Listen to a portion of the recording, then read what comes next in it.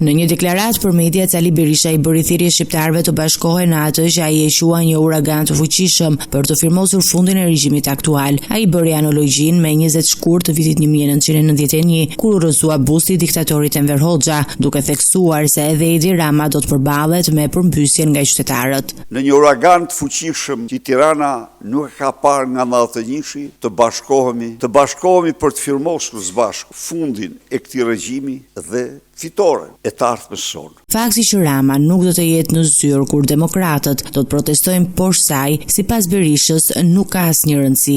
Enver Hoxha ndodhej në varr kur ne e përmbysëm. Enver Hoxha ndodhej në varr. Ne faktikisht përmbysëm regjimin e tij atë ditë. Diktatoria ishte një simbol i atij regjimi. Kurse është pse ja mbath Edi Rama, kryengritja paqësore nuk është për Belinda Ballukun, është për Edi Ramën. Du të jemi të sinqertë. Jo mos se nuk mund të populli është ngritur kundër Edi Ramës. Lubia është thjesht një sekretar i tij që ka zbatuar urdhrat. Rama ik. Ky është kryemotivi i kryengritjes sonë paqësore. Berisha kritikoi deklaratat e policisë, e cila nuk ka garantuar zhvillimin e protestës për shkak të rrezikut të veprimeve të dhunshme.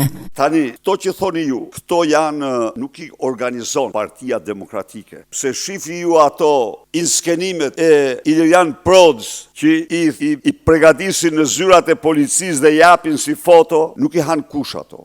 Protestë e fundit ishin policia që hidhte mjete piroteknike kundër opozicës. U kap ajo me filma u kap. Ai komentoi dhe pjesëmarrjen e kryeministrit në bordin e paqes pranë presidentit Donald Trump. Siç e pan gjithë shqiptarët, e pa, kaq mund të them. Dakor. Nuk ishte, atë mund të them. Ishte takim ndërkombëtar i bordit paqes. Shqipëria në hallën e saj të madh nuk kishte me këtë përfaqësohej, masi Harami është sklav i Edi Ramës dhe nuk ka shumë. Shkoi Edi Rama dhe ju e pat vetë.